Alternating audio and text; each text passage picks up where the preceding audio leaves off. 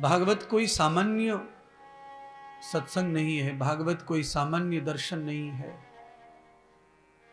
भागवत साक्षात भगवान कृष्ण का स्वरूप है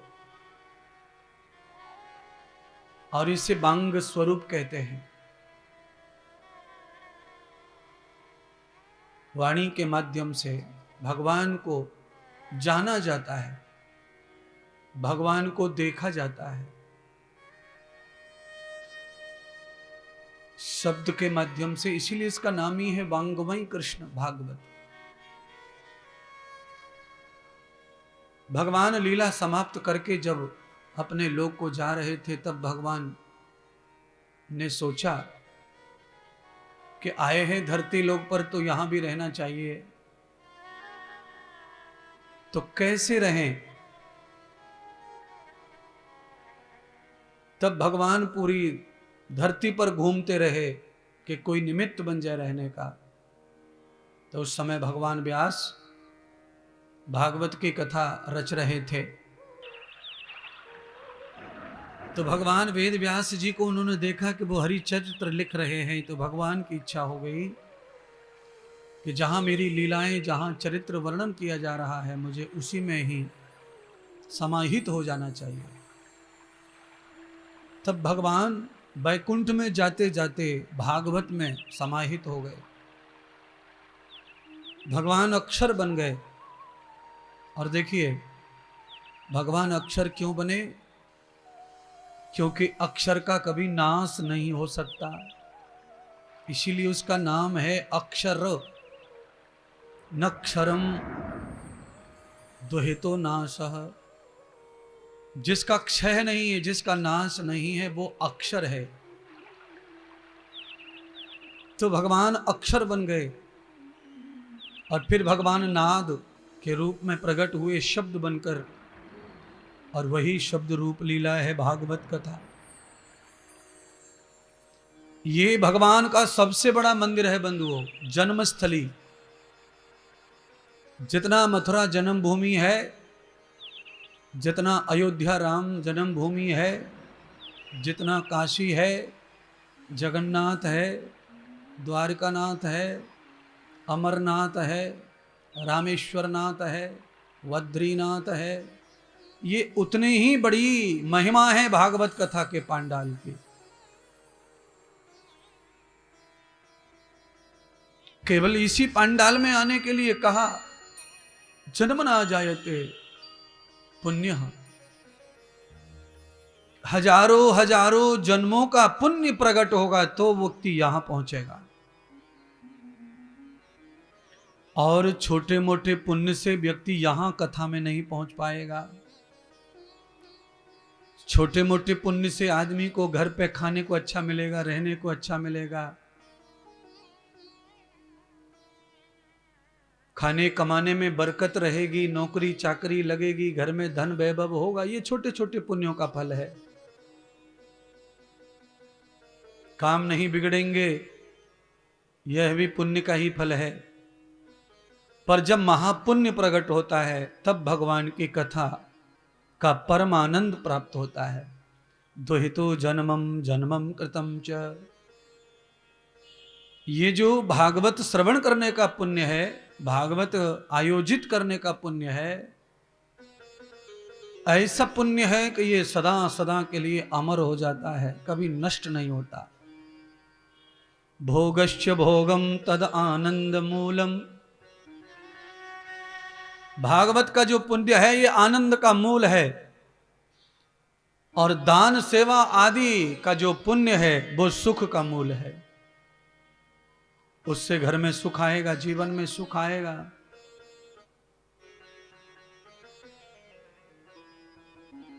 पर वो सुख भोगने के साथ ही समाप्त हो जाएगा। भागवत का जो पुण्य है, कैसा सुख देता है, ये भोगने के बाद बढ़ता है, समाप्त नहीं होता है। जैसे धन का दान करो तो आप 11,000 रुपए लाए हैं, कथा में दान करना है, तो आप दे देंगे, उसकी रसीद ले लेंगे। तो उस समय के लिए वो 11,000 आपकी जेब में से खत्म हो जाएंगे, पर वही 11,000 आपके परमानेंट खाते में जमा हो जाएंगे, जिसे हम अजर अमर खाता कहते हैं, भगवान का खाता, जहां निरंतर चक्रवृद्धि ब्याज मिलती है दानी को। उससे भी महादान है भागवत दान। विशेष्यम पुण्यान गते विद्या, विद्या का दान, ज्ञान का दान, सब दान में सर्वोपरि है। अगर आप किसी को किडनी दान कर दें तो बहुत बलिदान है ये, पर किडनी का दान करने के बाद भी वो किडनी दूसरा आदमी जब तक जीवित है तब तक चलेगी, उसके बाद वो खत्म हो जाएगी। किडनी जैसे आदमी मरता है तो वो भी समाप्त हो जाती है। आंख दान कर दो, महादान है, बड़ा दान है आंख दान। पर नेत्र का दान तब तक ही पुण्य है जब तक कोई आदमी जिंदा है जिसको आपने दान किया है। पर विद्यादान आदमी के मर जाने के बाद भी समाप्त नहीं होता है, वो आत्मा के साथ, बुद्धि के साथ जन्म जन्म जन्मों तक चलता रहता है। इसलिए जो हमारे संस्कार हैं उनके आधार पर मानव जीवन प्राप्त होता है, पशु जीवन प्राप्त होता है। पशुओं में भी अच्छा पशु और मानव में अच्छा मानव।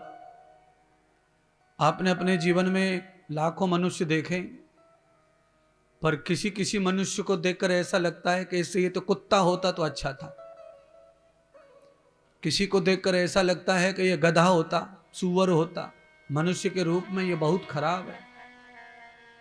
तो भगवान ने उसे मनुष्य तो बनाया है पर उसकी क्वालिटी को गिरा दिया, लो कर दिया।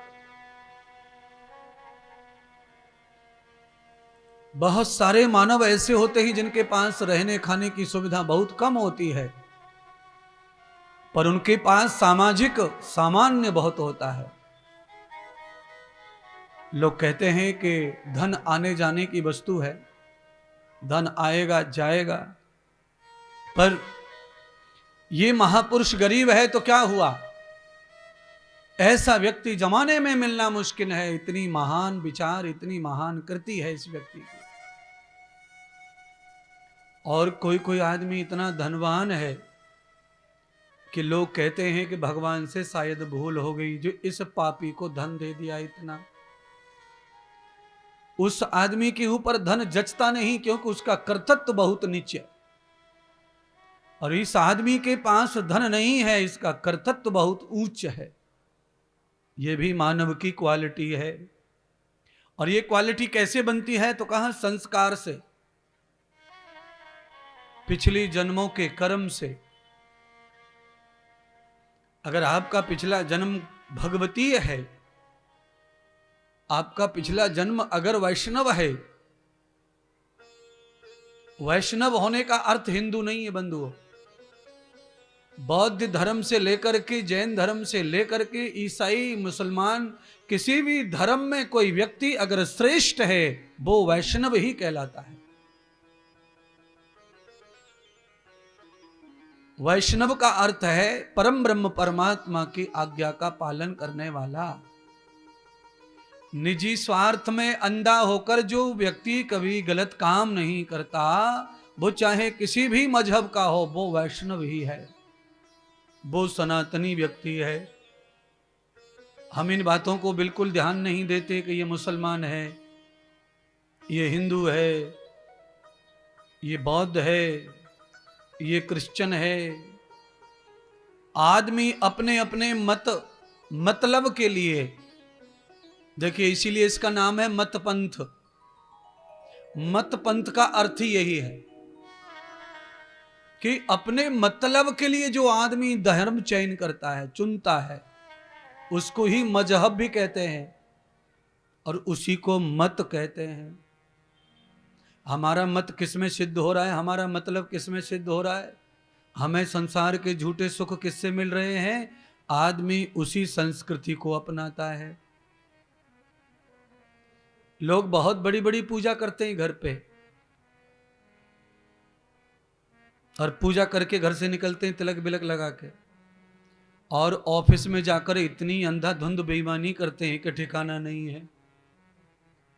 तो तिलक विलक, पूजा पाठ, ये सब करने से लगता है कि ये वैष्णव हैं, पर ऑफिस में जब वो असली रूप दिखाते हैं तब लगता है कि ये वैष्णव के नाम पे कलंक है। जो व्यक्ति तिलक चंदन आदि भी नहीं करता है और अपने कर्तव्य पथ को अच्छी तरह निर्वाह करता है, वो बिना तिलक लगाए भी वैष्णव ही रहता है। पर तिलक हिंदू धर्म की निशानी है, सनातन की निशानी है, तो चिन्ह के रूप में इसका महत्व है, पहचान के रूप में इसका महत्व है। पर इसका महत्व इतना नहीं है जितना आप लड़ मर रहे हो। करोड़ों हिंदू तिलक नहीं लगाते, तो क्या वो अधर्मी थोड़ी हैं? केवल उनके पास में चिन्ह नहीं है तो वो अधर्मी नहीं है। कभी कभी कानून का पालन कानून चलाने वालों से भी नहीं होता। वकील कभी कभी पालन नहीं करते, जज पालन नहीं करते, पुलिस नहीं पालन करती, और वो कानून की रक्षा के लिए खड़े हैं, पर उनसे भी भूल हो जाती है। ऐसे ही सनातनी और हिंदू व्यक्तित्व से भी भूल हो सकती है। अंदर सब कुछ अच्छाई होकर बाहर से नहीं दिखती है, चिन्ह के कारण। इसीलिए हमारे हिंदू धर्म में पहचान के लिए चिन्ह की महिमा है, और इस चिन्ह के कारण कभी कभी भ्रम भी हो जाता है। जैसे रामायण में कालनेमी की कथा, रावण की कथा, सीता हरण की कथा, ये धोखे से तो हुआ। हनुमान जैसे महाज्ञानी महापुरुष को भी वेशभूषा और के चक्कर में भ्रम हो गया। हनुमान जी को लगा कि ये भगत है कालनेमी, पर वो भगत था नहीं, वो राम विरोधी था, सनातन विरोधी था, पर उसने क्या वेशभूषा बना लिया। ऐसे ही रावण के बारे में भी यही किंवदंती है कि वो शास्त्र जाता ज्ञानी ध्यानी तपस्वी, पर वो भी सनातन विरोधी चरित्र से। जरूरी ऐसा नहीं है कि कोई भागवत सीख ले, कोई रामायण सीख ले, कोई वेद पढ़ ले, संस्कृत पढ़ ले, उसके बाद ही वो सनातनी हो जाएगा, वैष्णव हो जाएगा, धर्मात्मा हो जाएगा, सनातन हिंदू हो जाएगा। आवश्यक नहीं है। अनेक विद्वान जो भागवत रट पड़े हैं, वेद शास्त्र पढ़ पड़े हैं, संस्कृत रट पड़ी है, पर वैष्णव और सनातन के नाम पर धब्बा हैं, कलंक है। भाषा भरपूर है उनके पास, संस्कृत वेद पढ़े, भयंकर रटा हुआ है, पर आचरण आचार उनका बिल्कुल विपरीत है, विरुद्ध है रावण की तरह, और उतने ही दुखी और परेशान हैं। आप लोगों में से वेद शास्त्र उपनिषद कम लोगों ने पढ़ी होंगी, घर में भी होंगी, पर नहीं पढ़ने का मौका मिलता। पर बिना भागवत पढ़े, बिना रामायण पढ़े, बिना दर्शन पढ़े, बिना उपनिषद पढ़े, बिना गीता पढ़े, बिना वेद पढ़े भी आप देखो सभी वैष्णव लग रहे, सब धर्मता लग रहे हैं, धर्म योगी लग रहे हैं, सब सनातन हिंदू लग रहे हैं। क्योंकि जैसे ही सनातन और हिंदू का कोई उत्सव आया, आप चले आए अपना अपना घर छोड़कर कलश यात्रा में, कथा में। क्यों? ये हमारा अंदर का धर्म है, उसके लिए वेशभूषा और इसकी आवश्यकता नहीं है। पर हमने सुविधा कर रखी है, जब भी आप पंडाल में प्रवेश करेंगे तो आपको तिलक मिल जाएगा माथे पर। तिलक लगाने वाले सुविधा कर रखी है। अब खाली एक ही असुविधा है, और वो असुविधा क्या है कि सब लोग जो है कल से धोती पहन पहन के आओ तो पंडाल में पूरे वैष्णव ही वैष्णव दिखेगा, वेशभूषा भी अच्छा बन जाएगा। है, कोशिश करो, लपेट के आ जाओ धोती। माताओं ने आज कलश उठाया तो देखो कैसी लग रही थी, वैष्णो माता लग रही थी, वैष्णो माता। अब घर पे रोज थोड़ी ऐसी रहती हैं वो। तो कलश को जितना महत्व दिया, तब आपने अपना श्रृंगार किया पवित्र। और हिंदू धर्म में ये जो कलश है, इसका जो रंग है, कपड़े का जो रंग है, उसकी बड़ी महिमा है। पीत वस्त्र, पीला वस्त्र, लाल वस्त्र हिंदू धर्म का प्रतीक है। भगवा, तो आज हमारी माताओं ने कलश उठाया तो कलश का भी रंग पीला और लाल, नारियल पे लाल कपड़ा, कलश पर पीला रंग और उस पे स्वास्तिक, सातिये, ओम, ये सब लाल रंग में। पूरा पंडाल हमारा भगवा है। तो ये सब क्या है महाराज? तो ये सब चिन्ह है और सब धर्मों के अपने अपने चिन्ह है महाराज।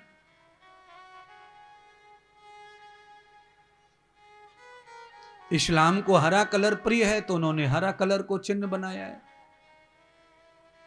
क्रिश्चियन को व्हाइट कलर पसंद है तो उन्होंने व्हाइट को चिन्ह बनाया है। बौद्ध धर्म में भी भगवा ही चिन्ह है।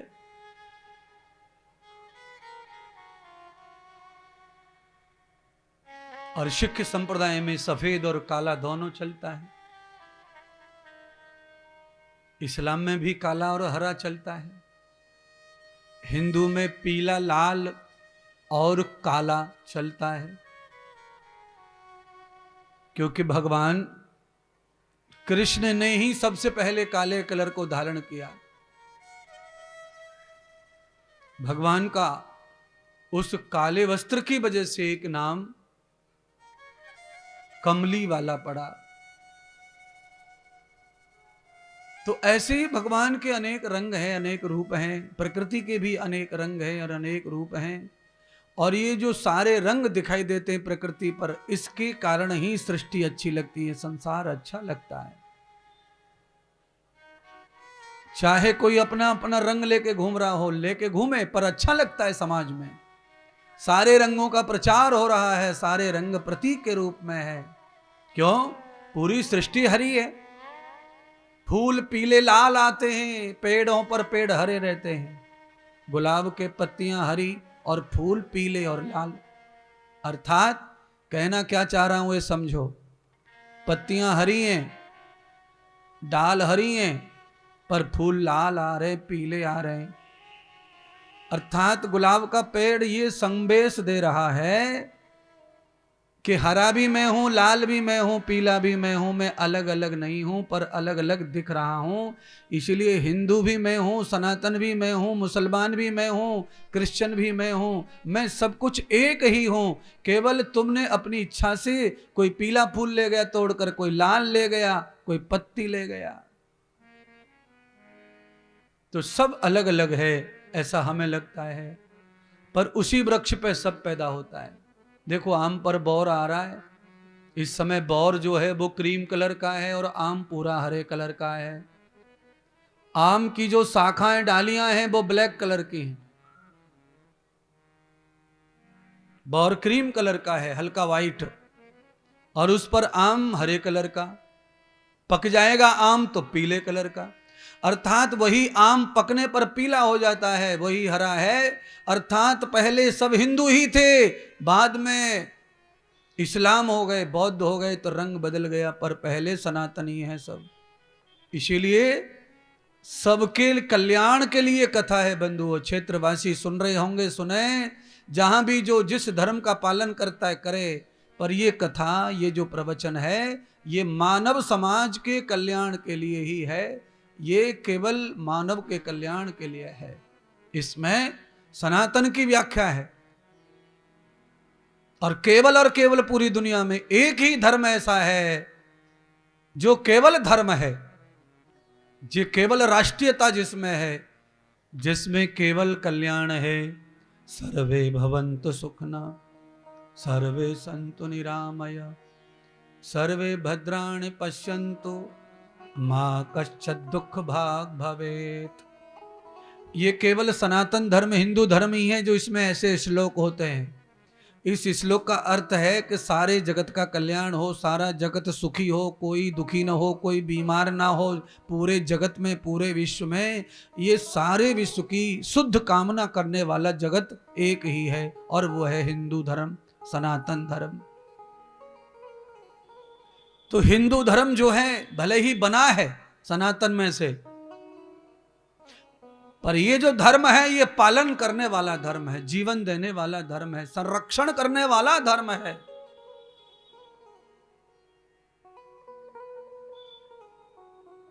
तो करना क्या चाहिए फिर? तो एक पंक्ति गुनगुना करके धर्म की पताका को आप लहराइए।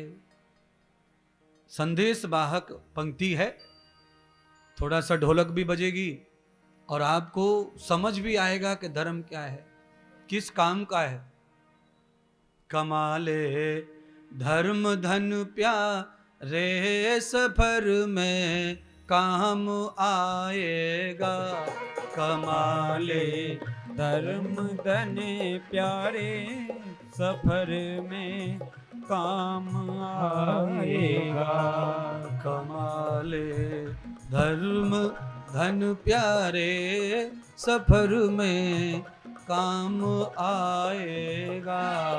कमाले धर्म धन प्यारे सफर में काम आएगा। ये जीवन बीत जाएगा, तुझे रो ना नहीं होगा। ये जीवन बीत जाएगा, तुझे रो ना नहीं होगा। कमाले धर्म धन प्यारे सफर में काम आएगा। कमाले धर्म धन प्यारे सफर में काम आएगा।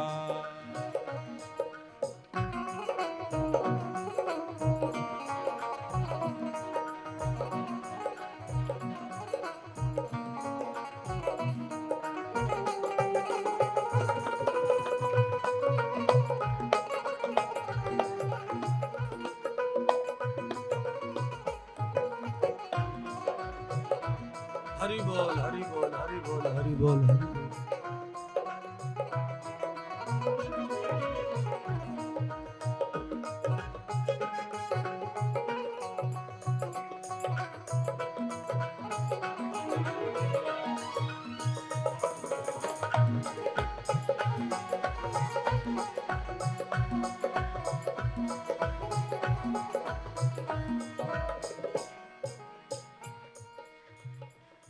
तालियां बहुत बढ़िया बज रही हैं। ट्रेनिंग करके आए हो घर पे तालियों की, है जी? कथा तो हमारी पहली बार हो रही है, पे सिखाया किसने तुमको?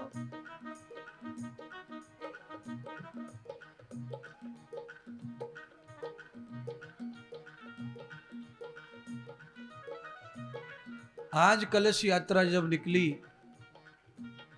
तो हनुमान जी का दर्शन हुआ, देवी का दर्शन हुआ, और हनुमान जी के चरण छूकर देवी जी का दर्शन करके कलश यात्रा निकली। इसलिए उस पावन यात्रा में मुझे लगा कि तालियों का महत्व है। तो एक बार भजन का ट्रैक बदलते हैं, ये पंक्तियों को यहीं रोक देते हैं।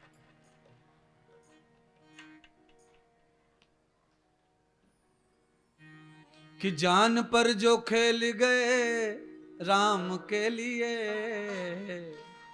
जान पर जो खेल गए राम के लिए, तालियां बजाओ हनुमान के लिए। तालियां बजाओ हनुमान के लिए। तालियां बजाओ हनुमान के लिए। जान पर जो खेल गए राम के लिए, जान पर जो खेल गए राम के लिए, तालियां बजाओ हनुमान के लिए।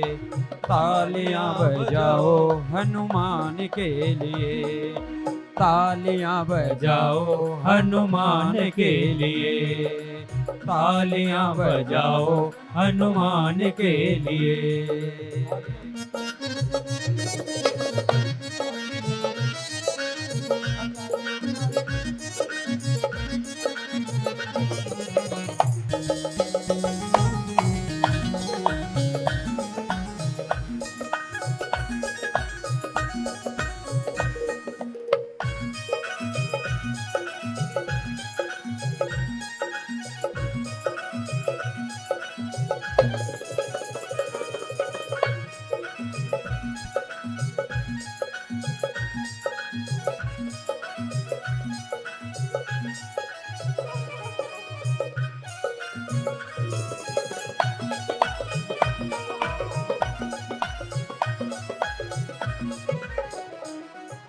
सात समुंदर लाग गए और गढ़ लंका में पहुंच गए, सात समुंदर लाग गए और गढ़ लंका में पहुंच गए। हाँ, सात समुंदर लांग गए और गढ़ लंका में पहुंच गए, सात समुंदर लांग गए और गढ़ लंका में पहुंच गए। हाँ, माँ सीता का पता लगाना, माँ सीता का पता लगाने खाना पीना भूल गए, माँ सीता का पता लगाने खाना पीना भूल गए। रूप भयंकर धारा, हाँ रूप भयंकर धारा बेईमान के लिए, रूप भयंकर धारा बेईमान के लिए। तालियां बजाओ हनुमान के लिए, हाँ तालियां बजाओ हनुमान के लिए, ओ तालियां बजाओ हनुमान के लिए, हाँ तालियां बजाओ हनुमान के लिए।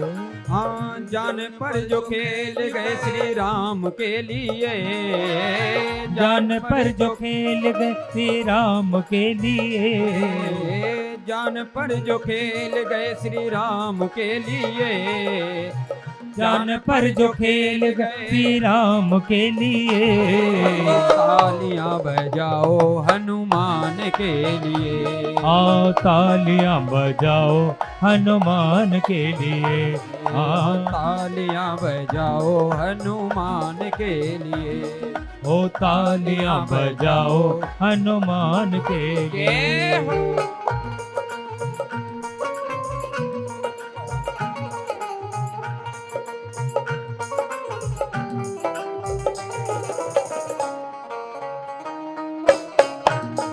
हे हरि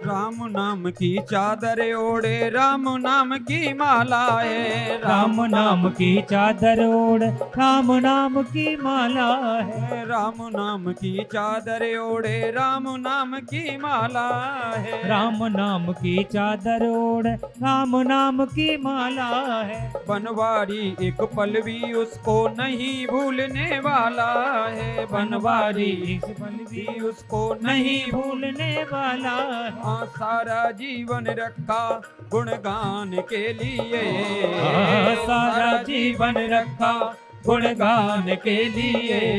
तालियां बजाओ हनुमान के लिए, हाँ तालियां बजाओ हनुमान के लिए, हाँ, ओ तालियां बजाओ हनुमान के लिए, हाँ तालियां बजाओ हनुमान के लिए। हाँ, जान पर जो खेल गए श्री राम के लिए, हाँ जान पर जो खेल गए श्री राम के लिए, हाँ जान पर जो खेल गए श्री राम के लिए, जान पर जो खेल गए श्री राम के लिए। तालियां बजाओ हनुमान के, हाँ तालियां बजाओ हनुमान के लिए, ओ तालियां बजाओ हनुमान के लिए, हाँ तालियां बजाओ हनुमान के लिए, हाँ तालियां बजाओ हनुमान के लिए, ओ तालियां बजाओ हनुमान के लिए, हाँ तालियां बजाओ हनुमान के लिए, ओ तालियां बजाओ हनुमान के लिए। जय जय श्री राधे। आनंद से कथा का श्रवण कीजिए।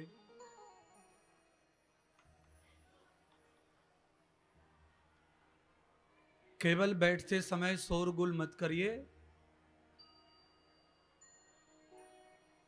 बीच बीच में शोरगुल का भी समय आपको मिलता रहेगा। ढोलक तबला बजे तब आपको जितनी ताकत है उतना शोरगुल करो।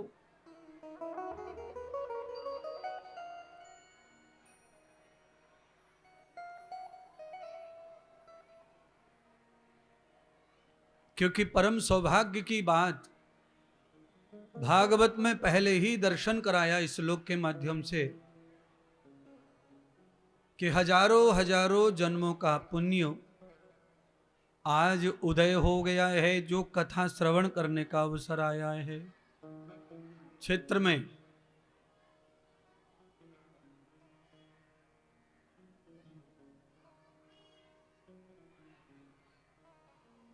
आज ही अवसर है, भाग्यवान और पुण्यवान धीरे धीरे यहां जगह बैठने को भी नहीं मिलेगी, इसलिए आज आगे बैठने का फुल आनंद उठाओ।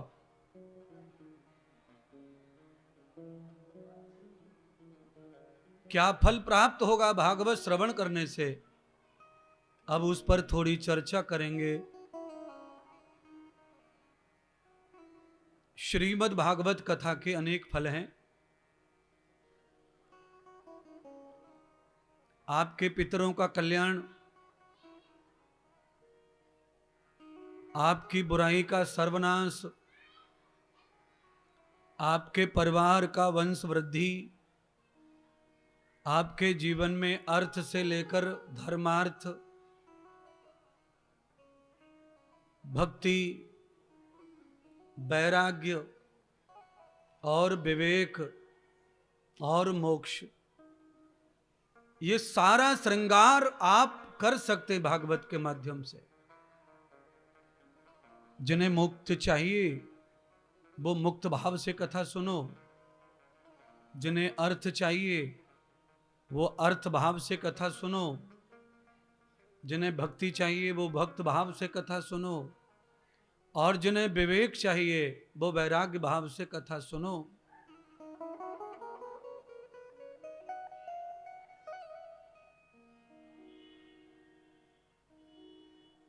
अठासी हजार ऋषि भागवत की कथा श्रवण करने श्री क्षेत्र नैमिषारण्य में गए हुए हैं।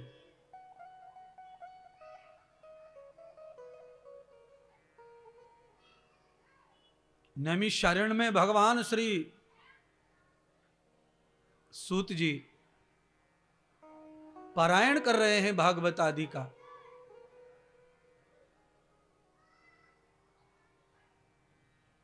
बड़ा हल्ला हो गया सूत जी का, और सच बात है कि धीरे धीरे कोई अच्छा वक्ता आए तो धीरे धीरे पूरे क्षेत्र में उसका हल्ला हो जाता है। भगवान सूत जी तो जंगल में थे, और जंगल में जो भी तपस्या करने भजन करने ऋषि मुनि आए हुए थे, जब उनका चित्त नहीं लग रहा था भजन में, तो वो परेशान हो रहे थे। क्या हुआ कि भजन में चित्त नहीं लगता, मन नहीं लगता?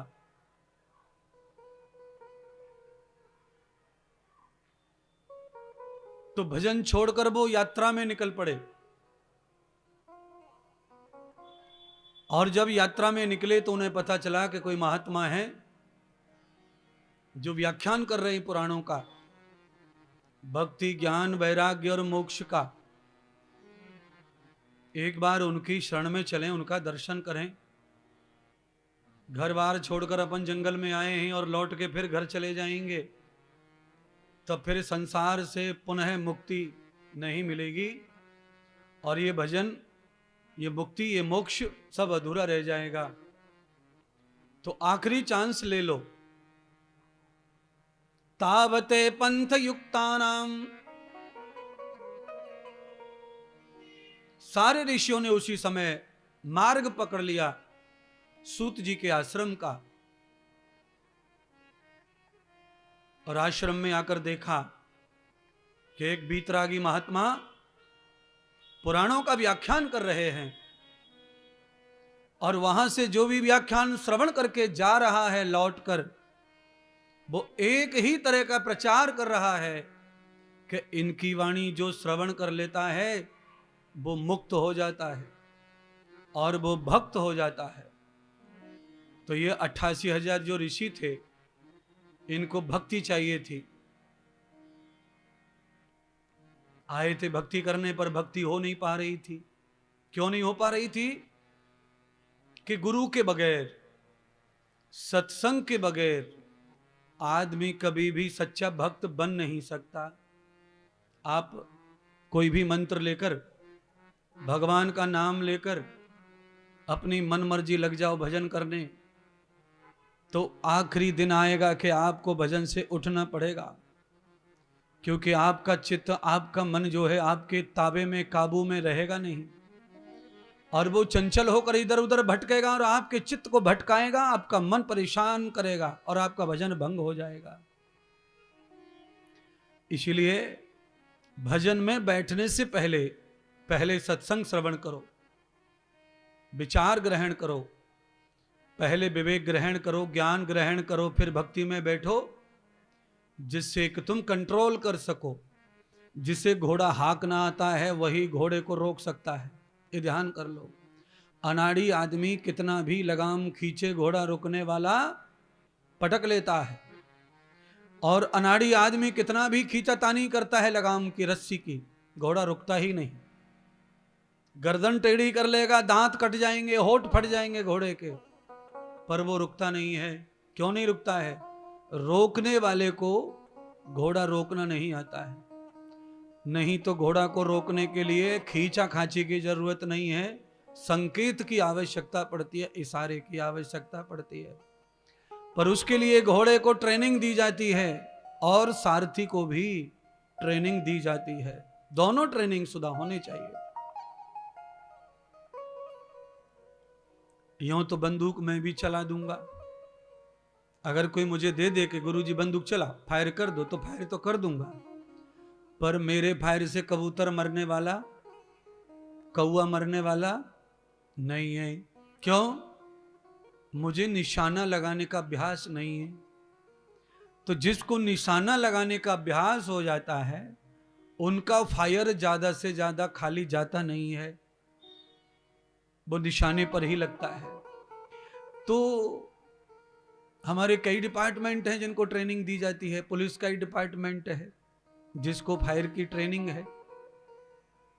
रेंज, भले ही आप निशाने पर नहीं लगा पा रहे हैं, पर आप निशाने की रेंज में अगर फायर कर रहे हैं तो भी आपको पास कर दिया जाता है कैडर में, ट्रेनिंग में, कि आप इर्द गिर्द ही सही, पर इतनी रेंज में आपका निशाना ठीक है तो जाइए, कसम लीजिए, वर्दी पहनिए और काम करिए, सेवा कीजिए। जो सटीक निशाने वाले रहते हैं वो हर फोर्स में विशेष रहते हैं, अलग से उनका कमांड रहता है, अलग से उसका नाम, तनख्वाह, व्यवस्था और एक तरह का वो स्पोर्ट्स हो जाता है, खेल निशानेबाजी, तो अलग सरप्राइज है, उनको अलग गिफ्ट है। रेंज में गोली चलाना जो है वो निशाना लगाना है, और निशाने पर ही चूकना नहीं, निशाने पर ही अचूक लगा करके, तो उसको सरप्राइज क्या है, वो तो गिफ्ट ही गिफ्ट, उपहार ही उपहार लेगा, प्रमोशन लेगा, और उसकी ड्यूटी समाप्त हो जाती है। फिर वो उसी चीज का अभ्यास करता है, सोता है, खाता है और आनंद लेता रहता है। तो आदमी जब सटीक हो जाता है तो भगवान भी उसकी जिम्मेदारियां कम कर देते हैं। ये कहना चाहता हूं, आप कोई भी काम सटीक करना शुरू कर दो, आपकी जिम्मेदारियां कम हो जाएंगी।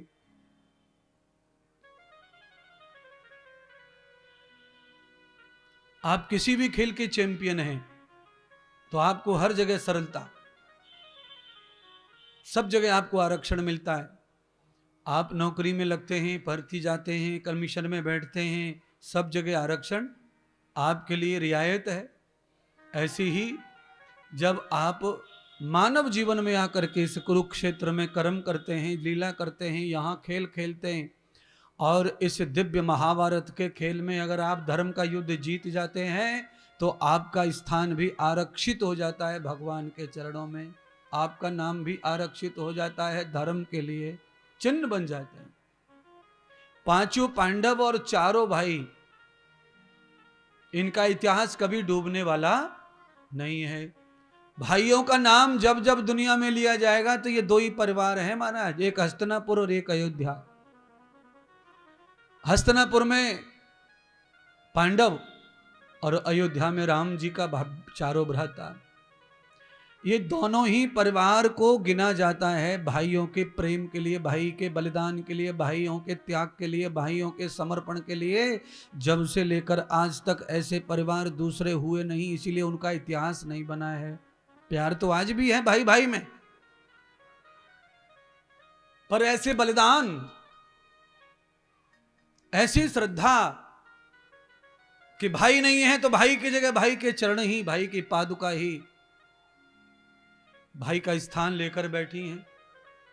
अगर आप 14 साल वन में हैं तो हम भी 14 साल महल में प्रवेश नहीं करेंगे।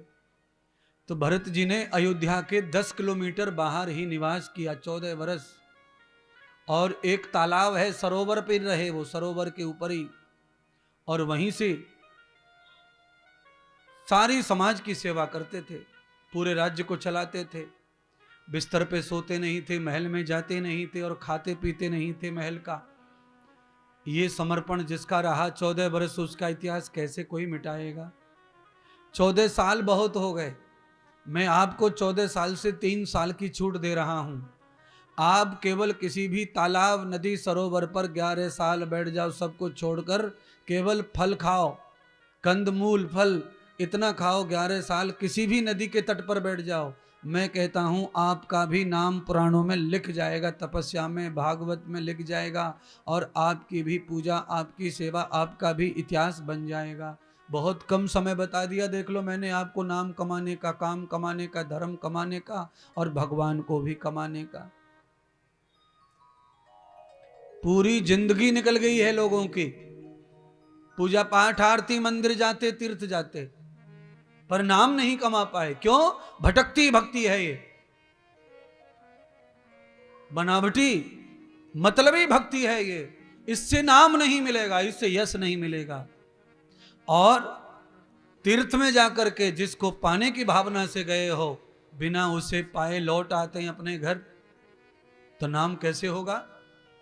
तीर्थ में जाकर भी जिसे पाने के भाव से घर निकले हो छोड़ करके, तो फिर उसे पाकर ही सांस लो तो भी तुम्हारा नाम निकल जाएगा। राजस्थान की एक महिला है जो 300-400 साल पहले वृंदावन आई थी, लौट के नहीं गई, जिसको पाने के लिए आई उसे पा लिया और समा गई, वहीं पे समाप्त हो गई। कौन है वो महिला? मीराबाई। तो नाम हो गया कि नहीं हो गया? फिर आज भी वृंदावन में लाखों महिला आती हैं, लाखों। पहले महिला नहीं आती थी, क्योंकि 100 साल पहले महिलाओं को तीर्थ में जाना वर्जित था, ज्यादा दिन नहीं हुए, देख लो 100 साल में इतना परिवर्तन आ गया कि तीर्थ में पुरुष कम और महिला ज्यादा है। 100 साल पहले कथा श्रवण करने का अधिकार भी महिलाओं को नहीं था, पुरुषों को ही था। 100 साल पहले ही हवन यज्ञ पूजा पाठ में बैठने का अधिकार भी छिना लिया था। 100 साल में सारे अधिकार वापिस आ गए महिलाओं के। और 5000 साल पहले आज जो अधिकार महिलाओं का है, ऐसा ही अधिकार था। महिला वेद पढ़ सकती थी, महिला शास्त्र पढ़ सकती थी, महिला यज्ञ कर सकती थी। और पहले तो बिना महिलाओं के यज्ञ होता ही नहीं था। राम जी ने यज्ञ किया था और सीता उस समय नहीं थी। राजस्व यज्ञ के समय सीता चली गई थी विश्वामित्र जी के वहां, माफ करना, वाल्मीकि जी के यहां। तो राम जी ने जब यज्ञ किया तो वशिष्ठ जी ने कहा कि यज्ञ संपन्न कैसे होगा सीता के बगैर। इतनी महिमा थी औरत की भक्ति में, आध्यात्म में, परमार्थ में। पर जैसे ही कल्चर बदला यहूदियों का, पाषाण आया और आर्य संस्कृति जैसे ही कन्वर्ट हुई, बदलाव आया हिंदू संस्कृति का, तो बहुत सारे बदलाव आ गए। और इतने बदलाव आ गए कि महिला को पढ़ना लिखना, उसके लिए भी इनके कान में कांच डाल दिए जाते थे पीस कर। इतना दुख, इतना परेशानी, इतना अछूत, ऐसा ऐसा आडंबर देश में और सनातन में आया। और आज महिलाएं बढ़ चढ़ कर के भाग लेती हैं। बिना महिलाओं के कलश यात्रा होती नहीं है महाराज। अच्छा बोलो, आज एक कलश रह गया था, महिला कम पड़ रही थी, तो एक कलश पीछे से भैया उठा के ला रहे थे, तो उनको बहुत टेंशन था। एक भैया ने कलश उठाया था तो वो टेंशन में ही था, कलश को लेकर परेशानी में, टेंशन में था। तो हमने कहा ऐसा कौन सा बम पकड़ लिया तूने, इतना घबराया हुआ, इतना टेंशन में था, इधर उधर देख रहा कि कोई ले ले, कोई ले ले, कोई ले ले। मैं ये कह रहा हूं कि तुझे आज सिर के बल नाचना चाहिए खुशी के मारे कि तुझे पुरुष होके भी स्त्री का भगवान ने आशीर्वाद दिया कि तू स्त्री भी तू ही, पुरुष भी तू ही। क्योंकि भक्त का कोई लिंग होता नहीं है, भक्त भक्त ही होता है। इसीलिए उत्तर प्रदेश के आधे राज्य में और पूरे बिहार में, पूरे बंगाल में पुरुष भी कलश उठाते हैं। गोरखपुर, बस्ती, गोंडा, बनारस साइड में पुरुष भी कलश उठाते यात्रा में। और बिहार में तो सचमुच में उठाते हैं। कलश की महिमा, इतनी महिमा है, इसको कौन उठाए कौन नहीं ये मत सोचो पगलो। गंगा को उठाने वाला कौन है बताओ? कावड़ कौन लाता है? कावड़ लाने वाली ज्यादा संख्या किसकी है? पुरुषों की। क्योंकि गंगा को शिव जी ने धारण किया है। इसीलिए यहां पर भी गलत भ्रम है कि पुरुष ही कावड़ उठाएं। पर भगवान ने बड़ी कृपा की है कि ये 20 साल में महिला भी कावड़ लाने लग गई हैं। अब बराबर कंधे से कंधा मिलाकर महिला भी गंगा को सिर पर धारण करके ला रही है। किसी चीज में महिला कम नहीं है, हर चीज में महिला पुरुषों से ज्यादा ही ज्यादा है। पर वो तो निकम्मों ने, आतंकवादियों ने, दुर्जन कुछ आए जिन्होंने महिलाओं को पीछे कर दिया है। समय समय पर आते रहते, बाबा के भेष में आते रहते हैं, कुछ पंडित के भेष में आते रहते हैं, कुछ छत्री के भेष में आते रहते हैं, कुछ बनिया के भेष में आते रहते हैं। अलग अलग मान्यता लेकर कोई न कोई आता रहता है जो आगे पीछे संसार को करता रहता है। बोलिए, आज तक किसी महिला ने पति खरीदा कि हम 1 लाख रुपए में पति दे दो? पर दुनिया भर के पुरुष स्त्री खरीदते घूम रहे हैं। हाँ, कितने अल्पसंख्यक समाज में ऐसे हैं जिनमें कन्याओं की कमी है। 5 लाख में बिचौलियों को 5 लाख शादी करवाओ कैसे भी। और किसी भी जात की हो, खाली बारात चली जाए, इतना हो जाए समाज में थू थू ना हो कि ऐसे उठा के ले आया कहीं से, बारात ले जाऊं, घोड़े पे बैठ जाऊं, इतना हो जाए तो लो 5 लाख रुपए लो। पर कोई बहन, कोई माता ऐसी नहीं है जो पति खरीदे। पर कितने पुरुष हैं दुनिया में जो स्त्री खरीद रहे हैं। यानी कि स्त्री की बहुत अति आवश्यकता है समाज को। स्त्री बिना पुरुष के जीवन काट लेती है, पर पुरुष को स्त्री के बगैर जीवन काटना बड़ा दुर्लभ है। इसीलिए स्त्री का स्वरूप जो है वो क्या है? स्त्री का जो स्वरूप है वो है भक्ति। भक्ति का फल क्या है? शक्ति। और स्त्री जो है शक्ति स्वरूपा है, भक्ति स्वरूपा है। इसीलिए प्यारे बंधुओं, हमारा सौभाग्य है कि हम जिस देश में रहते हैं उसका नाम भी माता है। बाकी दुनिया में इतने देश हैं, किसी भी देश को राष्ट्र के अलावा कोई सम्मान नहीं है, पर भारत देश राष्ट्र भी है। और भारत देश हमारी जननी यानी कि माता भी है। क्यों? अखिल विश्व का जन्म यहीं तो हुआ। इसीलिए भारत का नाम माता रखा गया है, क्योंकि सबकी जननी यही है। प्रजापते नत्वदेता नन्यो विश्वा जातानि परिता बभूव। हो, ये वेद का मंत्र है। इस मंत्र से यह ज्ञान मिल रहा है कि प्रजापति सारे विश्व को रचने वाले का प्राकट्य दुनिया को बनाने के लिए राजस्थान के पुष्कर में हुआ, जो आज भी भारत में मौजूद है। इसीलिए भारत का नाम माता है।